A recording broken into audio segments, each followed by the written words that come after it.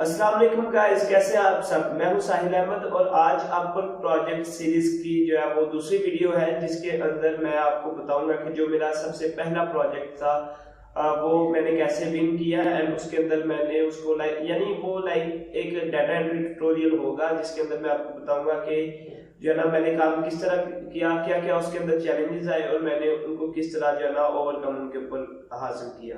अभी इस वीडियो के पार्ट्स कुछ इस तरह होंगे कि पहले मैं आपको बताऊंगा कि जो है वो जॉब मैंने विन किस तरह की, लाइक प्रपोजल के बारे में कुछ डिटेल्स बताऊंगा कि प्रपोजल कैसे सबमिट किया। देन उसके बाद मैं आपको लाइव कुछ एंट्रीज में वो काम करके दिखाऊंगा एंड देन जो है उसके बाद आपको क्लाइंट का रिव्यू दिखाऊंगा कि क्लाइंट ने इस प्रोजेक्ट के ऊपर क्या रिव्यू दिया। आल्सो इससे आपको ये बेनिफिट रहेगा कि अगर आप मेरी फील्ड में काम करना चाहते हैं इसीलिए तो ऑब्वियसली आप वीडियो देख रहे हैं, तो आपको एक पोर्टफोलियो करने के लिए एक रियल टाइम प्रोजेक्ट मिल जाएगा। लाइक आप उसके ऊपर काम करके, वो एक रियल टाइम प्रोजेक्ट है, उसके ऊपर काम करके आप अपना पोर्टफोलियो बना सकते हैं, जो कि आप क्लाइंट्स को शो कर सकते हैं या आप अपनी अपवर्क की प्रोफाइल के ऊपर लगा भी सकते हैं। सो इसका आपको ये भी एक बेनिफिट रहेगा। तो चलिए टाइम वेस्ट किए बिना वीडियो स्टार्ट करते हैं।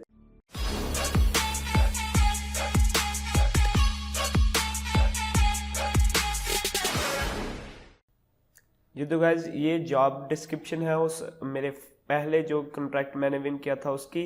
सो यहाँ सबसे पहले आपने अगर ये डिस्क्रिप्शन सारी जॉब डिस्क्रिप्शन हर एक चीज़ पढ़नी हो तो आप पॉज करके वीडियो को फिर कर सकते हैं।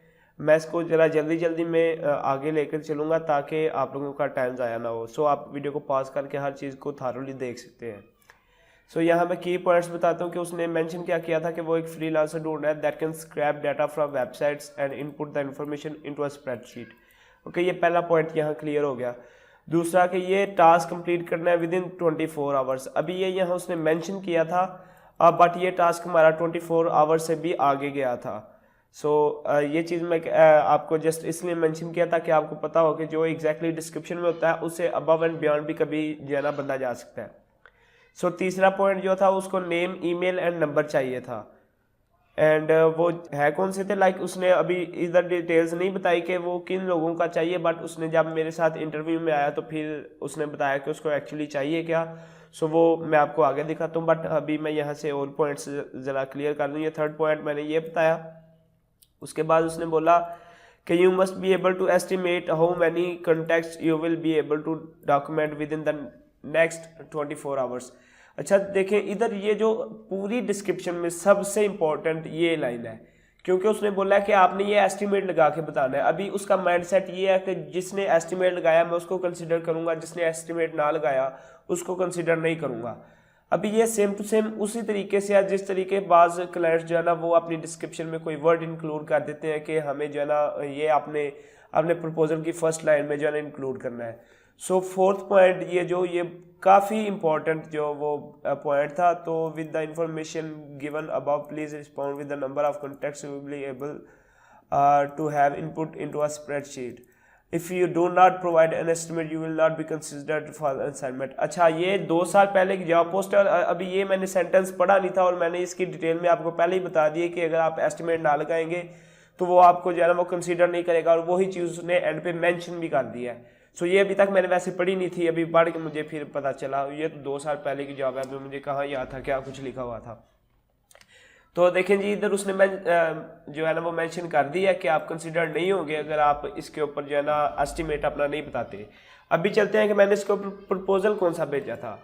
ये मैंने इसके ऊपर प्रपोजल भेजा, ये देखें ये कॉन्ट्रैक्ट हमारा यहाँ इसके साथ है था। प्रपोजल मैंने स्टार्ट ही एक फर्स्ट लाइन से किया, इस लाइन के आंसर से, ठीक है। जो सबसे इम्पोर्टेंट जो उसने रिक्वायरमेंट बताई थी उसी से वो सबसे इम्पोर्टेंट लाइन मैंने फर्स्ट में बताई है, क्योंकि मैंने ये चीज़ अभी रिसेंटली भी एक एनालिसिस करके वीडियो एक अपलोड किया है कि जिसके अंदर मैंने कुछ फैक्ट्स को डिस्क्राइब किया कि कौन से फैक्ट्स आपकी जो वो आपके प्रपोजल को क्लाइंट के पर्सपेक्टिव से रैंक करते हैं। फर्स्ट ऑफ ऑल, अगर अभी तक आपने वो वीडियो नहीं देखी तो वो ऊपर आइकन पे मैं इधर लगाई होगी आई बटन के ऊपर, वहाँ से देखने, और डिस्क्रिप्शन में भी लिंक होगा, वो बड़ी इंपॉर्टेंट है। एंड चलिए आप इसके ऊपर मूव ऑन करते हैं। देखिए, सबसे पहले प्रपोजल के अंदर मैंने मोस्ट इंपॉर्टेंट जो लाइन लिखी वो इस वजह से ताकि क्लाइंट की अटेंशन में ग्रैब कर सकूं, क्लाइंट को पता चले कि ठीक है इसने एक एस्टिमेट लगा के बताया, ये काम को जानता है। उसके बाद मैंने क्या किया कि उसके बाद ये जो उसकी जॉब डिस्क्रिप्शन में मैंने इधर से उसका जो है ना वो ढूंढा था। ये देखिए एक जगह ये आ गया, एंड फिर ओके और कहीं है हाँ नहीं। सो ये देखने इसके यहाँ कुछ बैड रिव्यूज़ भी हैं, लेकिन मेरे साथ इसका एक्सपीरियंस अच्छा रहा था। लेकिन एक बीच आगे कैच आया भी था जहाँ एक्सपीरियंस जो है ना मेरा इसके साथ थोड़ा सा ख़राब हुआ था। उसकी रीज़न मैं एंड पे बताऊंगा कि ऐसा क्यों हुआ, बट ये देख लें। सो ये मैंने प्रपोजल अपना लिखा, उसके अंदर मैंने जस्ट जो मेरा करंट तरीकाकार है ना प्रपोजल लिखने का, वो नहीं है, उससे डिफरेंट है, बट देखें किसी हद तक मैचिंग है। क्योंकि मैंने जिन भी लोगों को बताया कि कवर लेटर कैसे लिखना है, उनको मैंने ये चीज़ मेंशन की थी कि आपकी जो क्लाइंट का पेन पॉइंट है ना, उसका सोल्यूशन आपने फर्स्ट लाइन में लिखना है। तो वो तो मैंने ऑलरेडी वो रिक्वायरमेंट भी पूरी की हुई है। उसके बाद यहाँ मैंने अपने बारे में बताया कुछ, तो मैंने बताया कि मैं अपवर्क के ऊपर न्यू हूँ, मेरे पास कोई रिव्यू नहीं है, बट मेरी जो फाइवर की प्रोफाइल है उसके ऊपर आप देखें मेरे पास जो है ना 5 स्टार रेटिंग्स हैं। अभी आप यहाँ ये सोच रहे होंगे कि मैंने यहाँ फाइवर की अपनी प्रोफाइल का लिंक दिया तो अपवर्क ने मेरा प्रपोजल जो है ना क्यों, मतलब मेरी प्रोफाइल पे एक्शन क्यों नहीं लिया। देखिए उसकी रीज़न एक ये हो सकती है कि मे भी अपवर्क को इस चीज़ से कोई इशू ना हो कि आप भी किसी और फ्रीलांसिंग प्लेटफॉर्म का या वेबसाइट का कोई और का जिक्र करें। बट आप अगर प्रपोजल को ध्यान से देखें तो मैंने कहीं भी मेंशन नहीं किया कि आप मुझसे out of the platform contact करें। ये चीज़ मैंने क्लाइंट को कॉल नहीं की। मे बी इस वजह से जो है ना वो मेरी प्रोफाइल सेफ रही। एंड अगेन ये मेरा फर्स्ट एक्सपीरियंस था अपवर्क के ऊपर, एंड मुझे कोई गाइड करने वाला भी नहीं था। तो इस वजह से मैंने ये हरकत की कि मैंने अपनी प्रोफाइल का लिंक दे दिया। एंड मैं इसमें बच भी गया क्योंकि इसके ऊपर अपवर्क ने किसी किस्म का कोई एक्शन नहीं लिया। तो ये तो बात थी उस वक्त की। अब मैं श्योर नहीं हूँ कि अब हम ये चीज़ इंक्लूड कर सकते हैं कि नहीं। फिर भी मैं एक बार अपवर्क के किसी एजेंट के साथ बात करूँगा कि ये मैंने अपने फर्स्ट प्रपोजल में अपनी फर्स्ट जॉब मैंने लैंड की थी उसके अंदर मैंने ये चीज़ की थी। तो अगर बाकी फ्रीलांसर्स करते हैं तो क्या उसके ऊपर कोई एक्शन लिया जाएगा या नहीं, तो ये चीज़ मैं पता करके आप लोगों को बता दूंगा। बट अभी मूव ऑन करते हैं नेक्स्ट। अभी हम देखते हैं जी ये बाकी प्रपोजल के अंदर जो कुछ मेंशन करते हैं। अच्छा, अगर आपने नोट किया हो मैंने जो आपके साथ बाकी प्रपोजल भी आपने 16 जॉबिनिंग प्रपोजल्स शेयर किए थे उनके अंदर भी मैंने बताया है ना। अगर वो आप प्रपोजल देखें भी तो मैंने कहीं भी आई थिंक का लफ्ज़ यूज़ नहीं किया। मैं आई थिंक यूज़ करता ही नहीं। इससे क्लाइंट को लगता है कि ये जो फ्रीलांसर्स है ये कंफ्यूज्ड है, यानी ये मोटिवेटेड ही नहीं है, इसको अपने अंदर बिलीव ही नहीं है। सो मैं ऑलवेज आई बिलीव यूज़ करता हूँ ताकि क्लाइंट को पता चले कि इसको काम आता है, इसका अपने अंदर फेथ है, ये कुछ ना कुछ कर सकता है। सो ये चीज़ बड़ी इंपॉर्टेंट है। आई बिलीव लिख के तो जो है ना मैंने आगे लिखा you would prefer me when ever you need a freelancer, यानी ये उसको मैंने कॉल दी कि तुम मुझे ही प्रीफर करोगे जब कभी तुम्हें जो है ना कोई फ्रीलांसर चाहिए होगा। फिर उसके बाद I will do whatever it takes to completely 100% deliver on this project and earn a 5 star rating from you as well. सो ये चीज़ मैंने उसके कानों में डाल भी दी कि मैं हर मुमकिन कोशिश करूँगा कि जो है ना आपके ऑर्डर को 100% आपकी एक्सपेक्टेशन के मुताबिक डिलीवर करूं एंड आपसे एक 5 स्टार रेटिंग भी लूँ। सो ये एक प्रपोजल बड़ा बेस्ट सा था जिसके ऊपर मुझे फर्स्ट रिस्पांस मिला। और आप ये चीज़ को ज़रूर जो है ना ज़हन में रखें कि ये अगर आप ऐसा करते हैं तो मैं बहुत श्योर हूँ कि आपको जो है ना वो जॉब आप विन कर लेंगे। एटलीस्ट क्लाइंट आपके जो है ना वो इनबॉक्स में तो आएगा ना। तो इधर से देखें जैसे ही वो मेरे इनबॉक्स में आया मैं आपको ज़रा सा बताऊँ कि उसने ये बाकी मुझे डिटेल्स दी थी। एंड यहाँ उसने फिर बोला था कि मैं तुम्हें 2 घंटे ट्रायल के ऊपर हायर करना चाहता हूँ ताकि मैं देखूँ कि तुम गोल अचीव कर सकते हो कि नहीं। मैं ये बताने का मकसद ये था कि अगर क्लाइंट आपके इंटरव्यू में आ जाता है, आपसे बातचीत करने लग जाता है, तो इसका ये मतलब नहीं कि उसने आपको हायर भी कर लिया। काफ़ी क्लाइंट्स ऐसे होते हैं जो जस्ट इंटरव्यू में आते हैं एंड कि अगर आप उनको जो ना कन्विंस नहीं कर पाते तो वो आपको हायर नहीं करते। जैसा कि मैं दिखाऊँ कि ये अभी मेरे जो क्लाइंट्स हैं इनके साथ कॉन्टैक्ट मेरा चल रहा है। बट अगर हम देखें ना इधर इंटरव्यूज़ ओनली में, तो ये क्लाइंट्स ऐसे हैं जो कि 3 पेजेस पे क्लाइंट्स हैं जिनके साथ मैंने जस्ट इंटरव्यू किया, कोई जॉब विन नहीं कर सका। सो ये चीज़ को भी आपने जो है ना वो ज़रूर कंसिडर करना है कि जब क्लाइंट आपके साथ इंटरव्यू में आए तो आपने उसको जितना हो सके उतना कन्विंस करने की कोशिश करनी है। सो अभी चलते हैं प्रैक्टिकली के काम क्या था। अभी मैं आपको इधर से पढ़ाता हूँ उसकी रिक्वायरमेंट, क्योंकि ये देखें लाइव डाटा एंट्री जो है ना वो ट्यूटोरियल्स हैं, तो अगर मैं प्रैक्टिकली करके नहीं दिखाऊंगा तो फ़ायदा क्या। ये चीज़ें वैसे साथ साथ मैं थ्योरेटिकल नॉलेज भी देता हूँ, आप प्लीज़ उसको भी इग्नोर ना करें, ये भी बड़ा इंपॉर्टेंट होता है।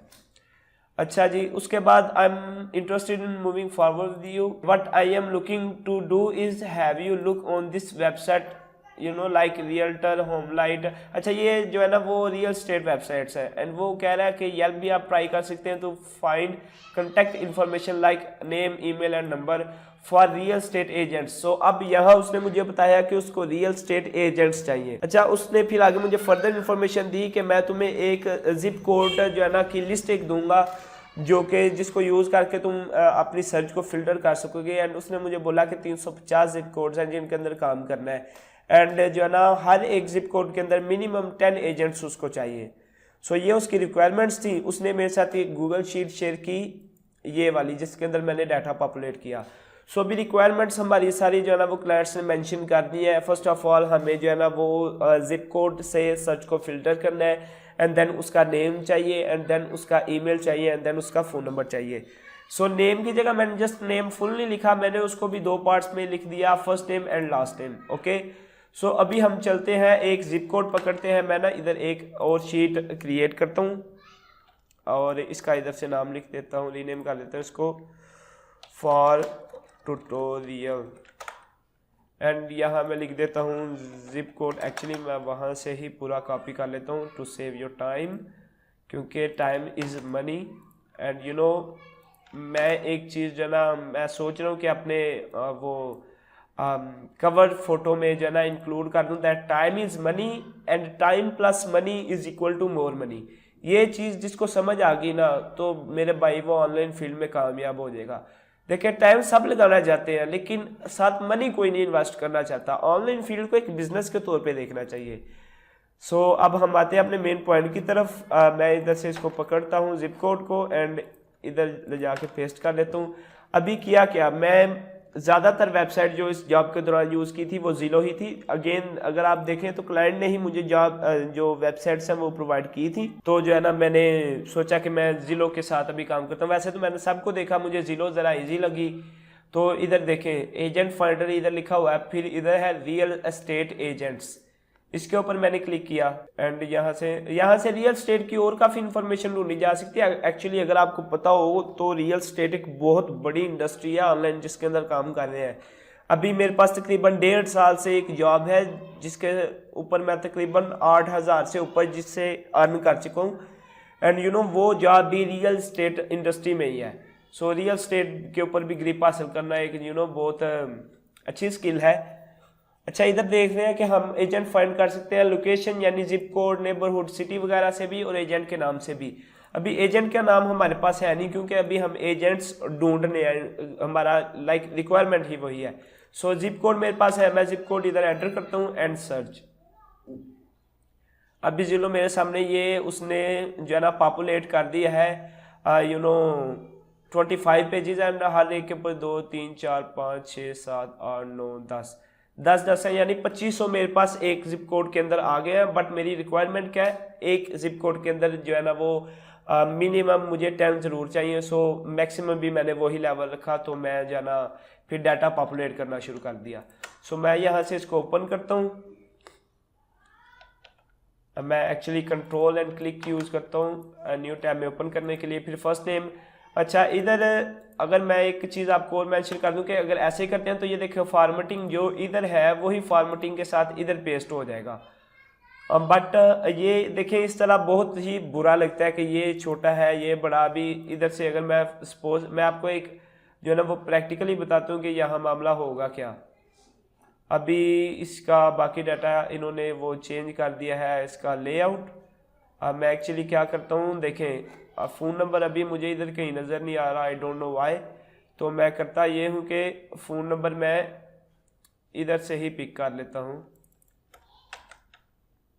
फ़ोन नंबर यहाँ पेस्ट कर दिया। ये देखिए फ़ोन नंबर भी मैं ऐसे पेस्ट करता हूँ। देखिए अब नाम बड़ा है एंड फ़ोन नंबर छोटा।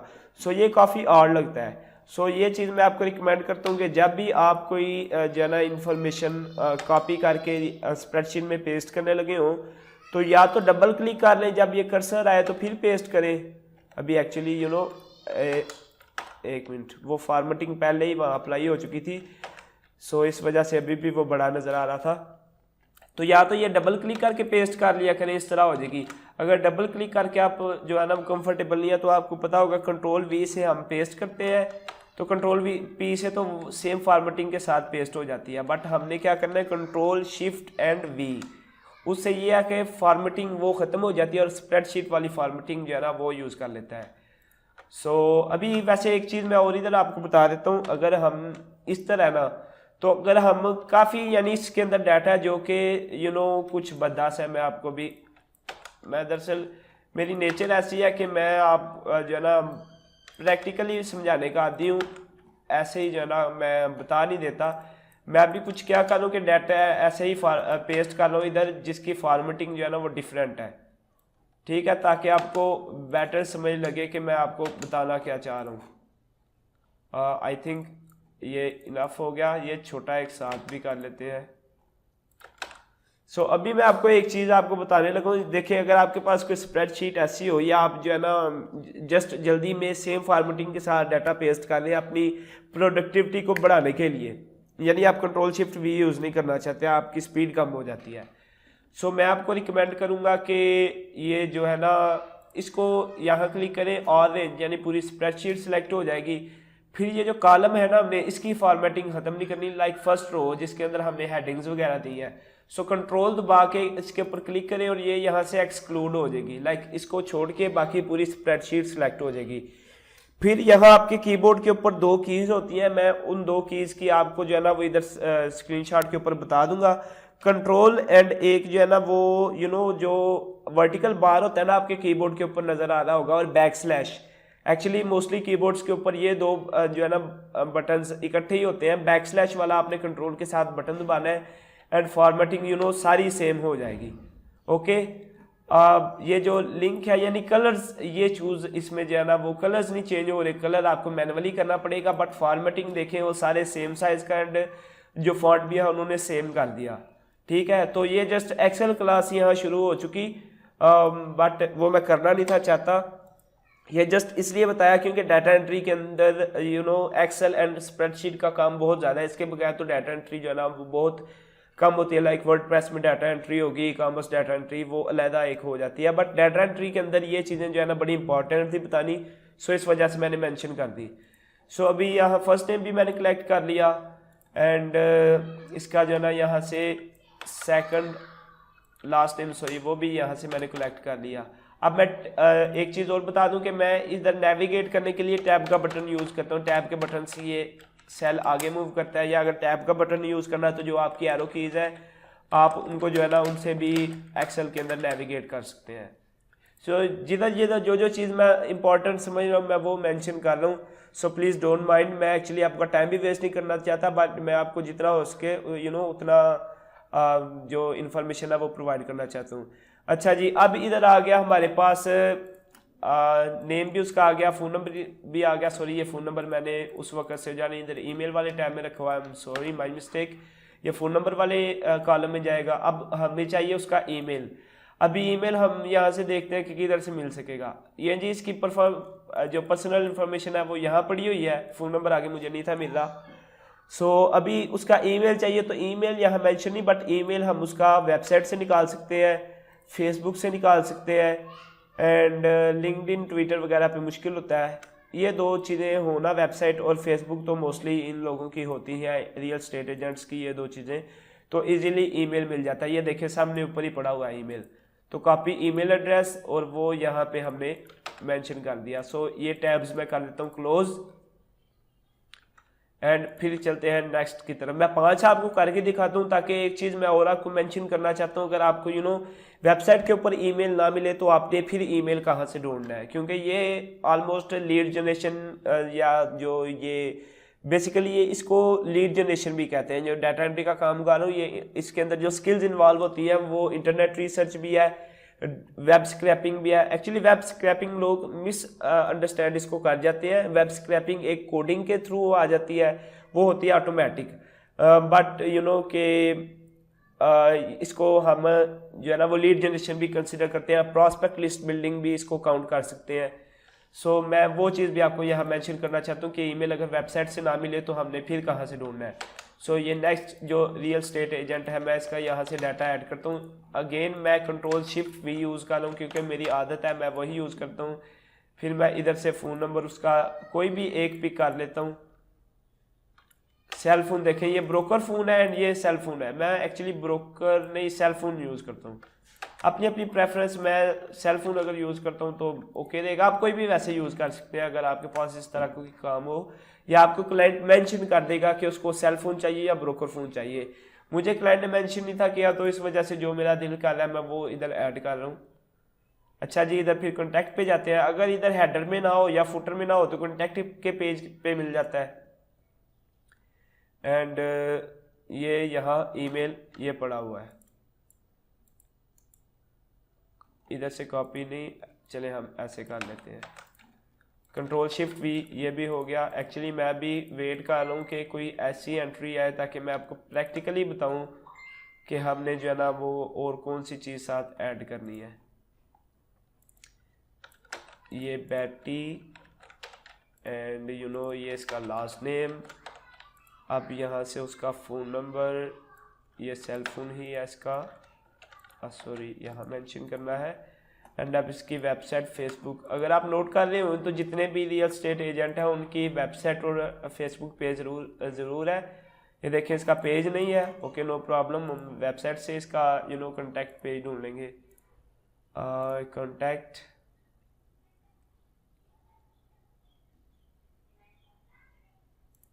ओके ये वर्क क्यों नहीं कर रहा, ओके लोडिंग ले रहा था। अभी यहाँ देखते हैं जी, इसका ईमेल यहाँ मुझे नहीं मिल रहा। अगेन मैं यहाँ से फेसबुक ट्राई करता हूँ एंड लिंक्डइन ट्राई करता हूँ कि अगर मिल जाए तो।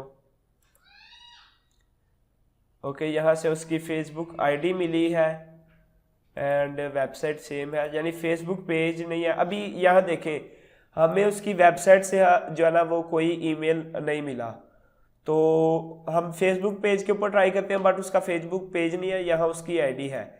लिंक्डइन के ऊपर देखते हैं, इधर कॉन्टैक्ट इन्फो पे जाते हैं तो देखते हैं उसने ऐड किया हुआ है यहाँ कि नहीं। सी मोर, यहाँ भी कोई ईमेल नहीं है। कॉन्टैक्ट इन्फो यहाँ भी नहीं है, बस वेबसाइट और लिंक्डइन प्रोफाइल है। देखें अगर वेबसाइट के ऊपर ना मिले हमें ईमेल तो हमें जो है ना वो फेसबुक पेज के अंदर मिल जाता है। अगर फेसबुक पेज नहीं है तो हम एक और चीज़ ट्राई कर सकते हैं, उसकी डोमेन कॉपी की एंड ईमेल लिख के आगे डबल कोटेशन के अंदर @ और आगे उसकी डोमेन। क्योंकि आपने नोट किया होगा जो मोस्टली ईमेल्स होते हैं अगर डोमेन के रिलेटेड हों तो उसमें कुछ भी पहले कुछ भी लिखा होता है, यानी कुछ भी लिख सकते हैं। लाइक मेरा नाम ऐसे, यानी मेरा अगर ईमेल की बात करें तो मेरी वेबसाइट है sahilahmed.com एंड मैंने जो ईमेल बनाया हुआ है वो sahil@sahilahmed.com। सो हर ईमेल के अंदर जो है ना हमें ये दो चीज़ें ज़रूर मिलती है, एक @ की सिंबल एंड एक डोमेन नेम। सो हम ईमेल और आगे ये लिख के सर्च करते हैं, अगर उसका कोई ईमेल हुआ तो हमें इधर शो हो जाएगा। सो ये देखें जी, हमें उसकी ओरिजिनल वेबसाइट पे तो नहीं मिला तो बट इधर हमें ईमेल मिल गया सेम उसकी। ये देखें डोमेन इधर बोल्ड में शो हो गई। अभी ये ही उसका ईमेल हमें 2-3 जगह पे शो हो रहा है। हम उसका यहाँ से ईमेल वेरीफाई भी कर सकते हैं, वेरीफाई ईमेल ecom hunter, ये सॉरी hunter.io यूज़ करके देख लेते हैं। एक्चुअली ये भी बहुत अच्छा टूल है, अगर हमें इस तरीके से ना मिले तो हम hunter.io से भी फाइंड कर सकते हैं। एक्चुअली वो भी वही तरीकाकार यूज़ करते हैं। सो यहाँ मैं ईमेल पेस्ट करके इसको वेरीफाई करता हूँ, देखते हैं ये वैलिड है या एवं किसी ने मेंशन किया हुआ है। देखें जी यहाँ बता रहे हैं कि ये ईमेल वैलिड है। सो हमें देखें जी, हमें इधर से भी नहीं मिला, वेबसाइट से भी ईमेल नहीं मिला उसका, उसके फेसबुक पेज से भी नहीं मिला, बट हमने गूगल सर्च से जो है ना ईमेल ढूंढ लिया। सो यही वजह है कि मैं गूगल को काफ़ी ज़्यादा पसंद करता हूँ क्योंकि इससे जो है ना ऑलमोस्ट हर चीज़ मिल जाती है अगर ढूंढनी आती हो।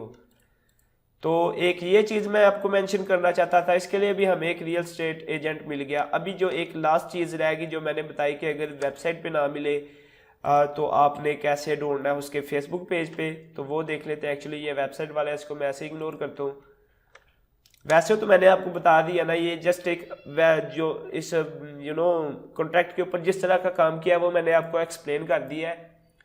मैं जस्ट आपको एक और चीज़ यहाँ मेंशन करना चाहता हूँ कि जो एक और चैलेंज था जिसको मैंने कैसे जो है ना वो फेस किया। अभी सपोज मैं आपको वेबसाइट को इग्नोर करके ना तो वैसे यहाँ करके दिखाता हूँ। यहाँ से इसका फ़ोन नंबर उठाया एंड यहाँ पेस्ट कर दिया।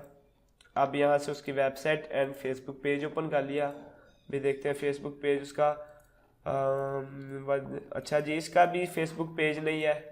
चले मैं इधर से इसका जो है ना ईमेल यहाँ से ढूंढ के मेंशन कर देता हूँ, बट मैं सर्च कर लूँ कोई ऐसी प्रोफाइल, ऐसा कोई एजेंट जिसका जो है ना फेसबुक पेज हो, ताकि मैं आपको बता दूं कि फेसबुक पेज से कहाँ से मिलता है। अभी इसका भी हमें ईमेल नहीं मिला तो हम इसका भी ईमेल ढूंढने की कोशिश करते हैं। इधर ही ये इंस्पेक्ट एलिमेंट की ओपन हो गया, यहाँ से ही मैं @ सिंबल यूज़ करता हूँ एंड सॉरी कोटेशन मार्क, मैं क्यों उल्टी सीधी बातें बोल रहा हूँ। एंड यहाँ ईमेल मैं लिख देता हूँ एंड यहाँ से सर्च करते हैं, देखते हैं गूगल के ऊपर हमें ईमेल इसका कोई शो होता है कि नहीं।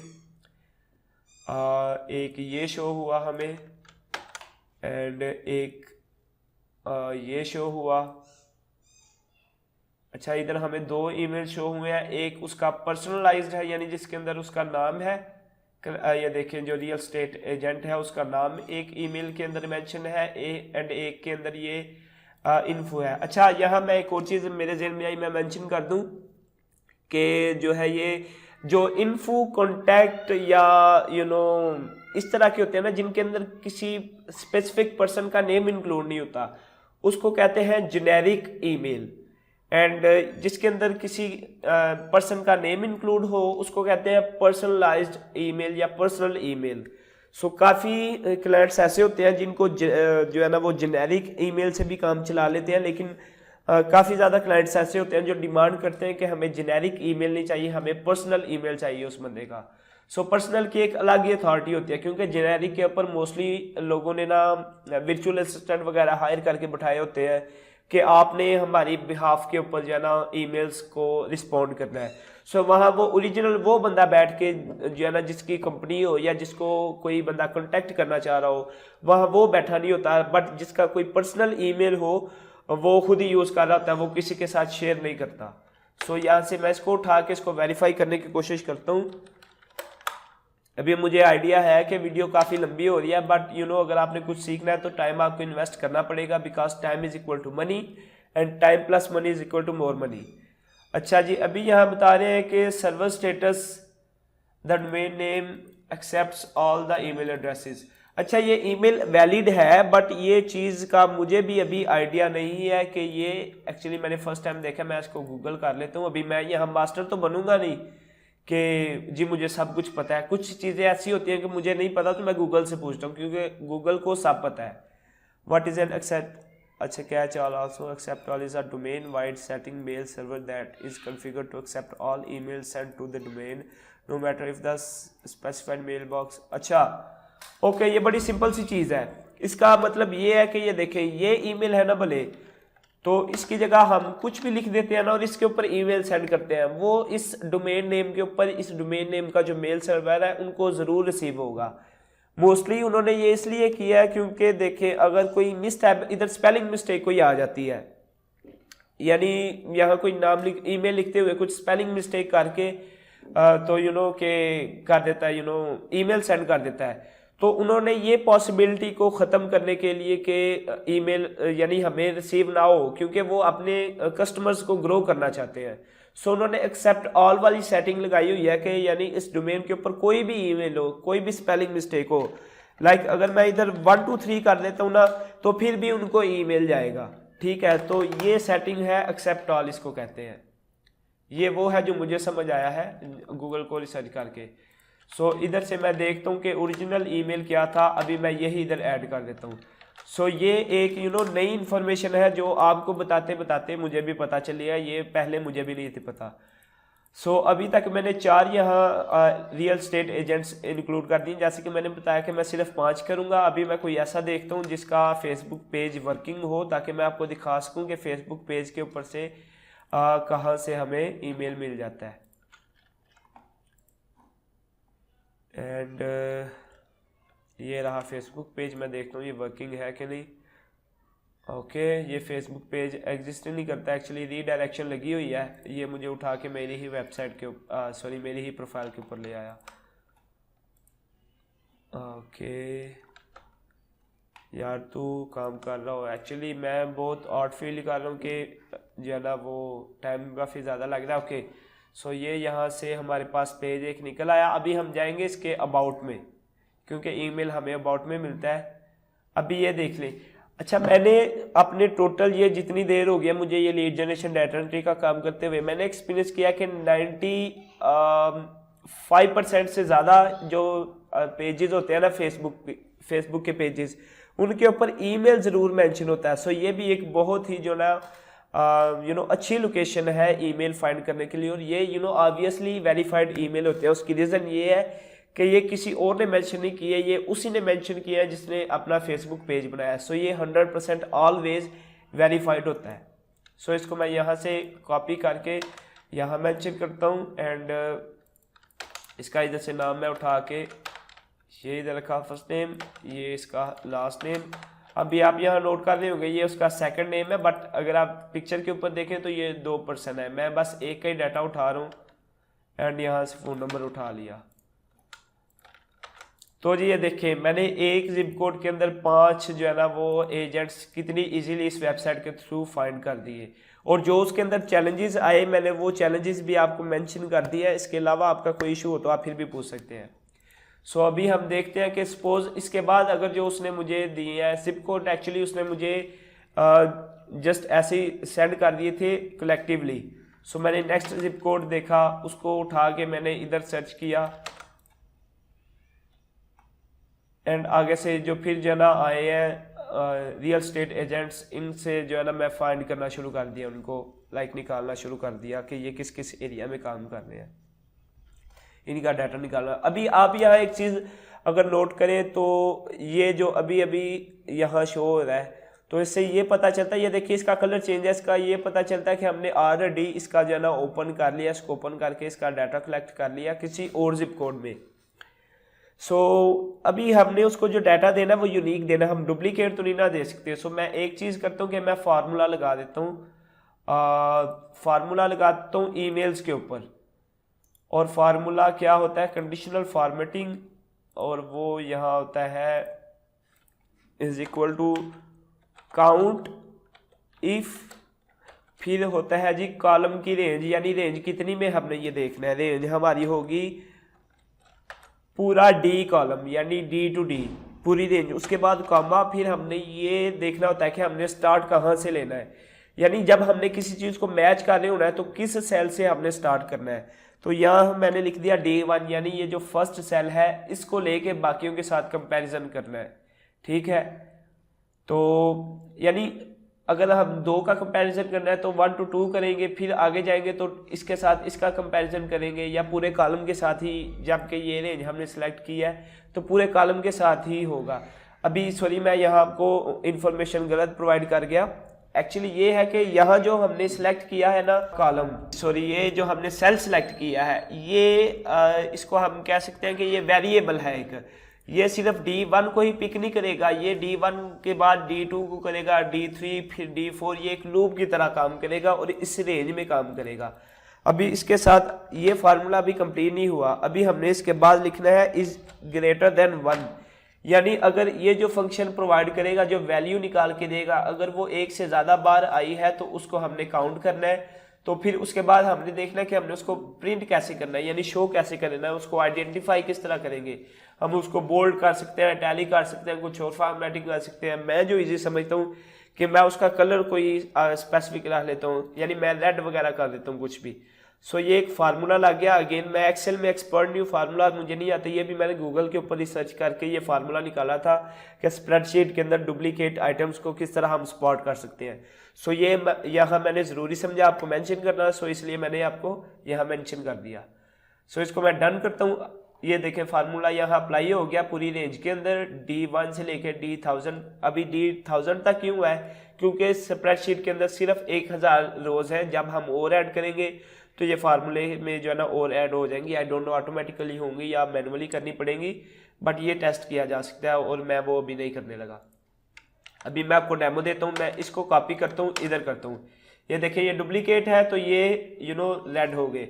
सो इससे हमें पता चल जाता है। अभी ये मैंने सारा कुछ इतना जो आपको बताया वो किस लिए बताया है, वो इसलिए बताया है कि अगर मैं इसको ओपन करके इसका ईमेल जो हमने यहाँ से, अभी सपोज के मैंने ईमेल इसका जो है ना खुद मैनुअली ढूंढ रहा हूँ, मैनुअली इसका ईमेल गूगल से ढूंढ रहा हूँ, या वो सारा प्रोसेस जो मैं फॉलो कर रहा हूँ, बट इधर से मैं जो है ना आपको कॉपी करके दिखा देता हूँ। आपने यही अज्यूम करना है कि ये मैं न्यू एंट्री में काम कर रहा हूँ। फर्स्ट ऑफ ऑल तो मैं जिप कोड कॉपी करता हूँ। ये अज्यूम करें कि मैं एक जो है ना नई प्रोफाइल के ऊपर काम कर रहा हूँ। सो इसका मैं फ़ोन नंबर इधर से उठा लेता हूँ, फ़ोन नंबर इधर पेस्ट कर दिया। फिर मैंने इसका इधर से जो ना, इधर से देखें कि मैंने शायद इसका जो है ना वेबसाइट से मुझे मिल गया हो, फेसबुक से या गूगल से। सो ये आप अज्यूम कर लें। तो जब मैंने इधर इसको पेस्ट किया ना, तो फार्मूला मैंने एक्चुअली लगाया है यहाँ। भी देखें काम कैसे कैसे होते हैं, बताते बताते बंदा क्या क्या भूल जाता है। तो ये फार्मूला इधर से, एक मिनट, मैं ये एक्चुअली देखना चाह रहा हूँ, मुझे अभी आइडिया नहीं, बट मैं ये देखना चाहता हूँ कि हम फार्मूला कॉपी भी कर सकते हैं कि नहीं।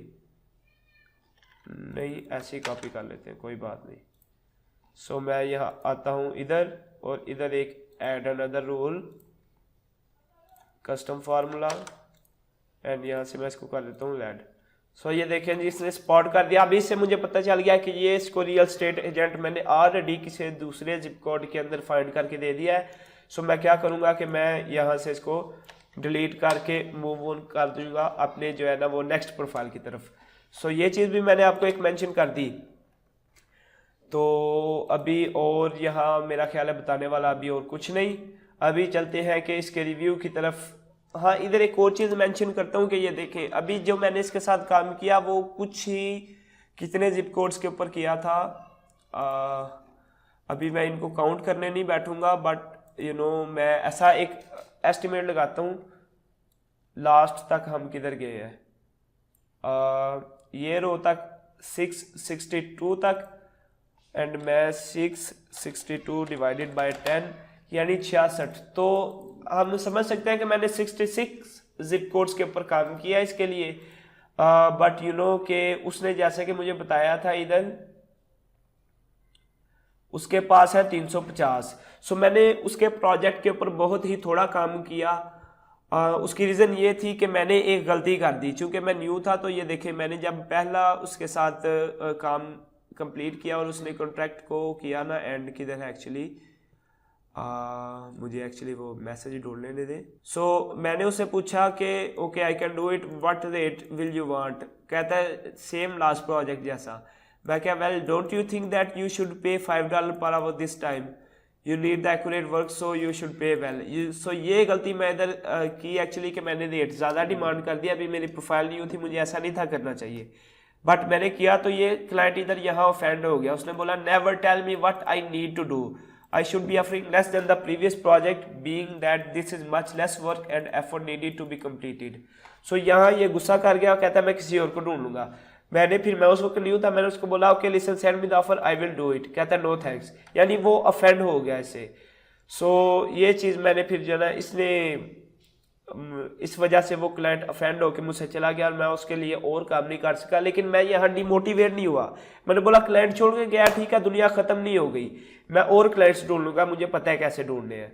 ओके, सो ये इस वजह से वो उसने किसी और को हायर कर लिया। अभी इधर अगर आप जॉब के ऊपर देखें तो उसने हायर टू किया, यानी फर्स्ट पहले उसने मुझे हायर किया था, फिर उन्हीं जो एप्लीकेंट्स है ये जो उन्हीं में से उसने किसी और को जो है ना वो हायर कर लिया और फिर उससे काम करवाया। ओके, सो ये भी मैंने यहाँ ज़रूरी समझा कि आपको मेंशन कर दूँ। एंड इसके बाद मैं एक्चुअली रिव्यू दिखा देता हूँ उसका अपनी प्रोफाइल के ऊपर, ताकि आपको पता चले कि उसने जो मुझे रिव्यू दिया था वो रिव्यू कैसा दिया था। मुझे एक्चुअली मिल नहीं रहा वो किधर गया। Need we a to scrape data from, I don't know उसका क्यों नहीं शो हो रहा। बाकी इधर देख लेते हैं, मुझे अभी मिल नहीं रहा वो, बट इधर उसने रिव्यू दिया हुआ है। ये मेरा उसको रिव्यू था, ये देख लें, अहमद ए, ये मेरा एक्चुअली लीगल नेम है। मैं वैसे जो है ना साहिल अहमद अपना नेम यूज़ करता हूँ। सो ये उसका रिव्यू है। I recommend Ahmed, he does great work efficiently and is extremely professional, his communication was great and most importantly he delivered a great final product. So ये मैंने उसको काम एक्चुअली काफ़ी अच्छा करके दिया, उस वजह से इतना अच्छा उसका रिव्यू मिला। एंड जो हमारा कन्फ्लिक्ट आया वो इस कॉन्ट्रैक्ट के ख़त्म होने के बाद आया। इसके साथ इधर आप देख सकते हैं कि मैंने 35 घंटे काम किया $105 में, $3 पर आवर। सो यहाँ आपने नोट किया कि जो मेरी पहली जॉब थी उसके ऊपर मैंने $3 यानी मिनिमम रेट के ऊपर काम किया था। जी तो गाइस ये रही आज की वीडियो। उम्मीद है आपने इस वीडियो से काफी कुछ सीखा होगा। अभी आपको जैसा कि मैंने स्टार्ट में बताया था कि इस वीडियो में मैंने प्रपोजल के बारे में डिस्कशन किया, तो अगर आप बाकी मेरे प्रपोजल्स देखना चाहते हैं तो वो मेरे 16 जॉइनिंग प्रपोजल्स अगर आप अभी देखना चाहते हैं तो वो आपको डिस्क्रिप्शन में उसका लिंक मिल जाएगा। आप वहाँ से PDF फाइल डाउनलोड कर लें। उस PDF के अंदर मैंने सारे अपने joining proposals along with client की जॉब डिस्क्रिप्शन और जितनी उस कॉन्ट्रैक्ट के ऊपर मैंने अर्निंग किया वो उसके साथ ही मैंने मेंशन किया हुआ है। सो इसके साथ ही वीडियो का इख्तिताम होता है। अगर आपके कोई क्वेश्चंस हैं तो आप मुझसे पूछें नीचे कमेंट सेक्शन में, या मुझे मेरे इंस्टाग्राम पे आके वहां अप्रोच कर सकते हैं। एंड अगर आपका कोई भी इशू है तो आप मुझसे पूछें and I will answer you as soon as I can. So yeah that's it. मिलते हैं आपसे अगली वीडियो में, तब तक अपना ख्याल रखिए। अल्लाह हाफिज।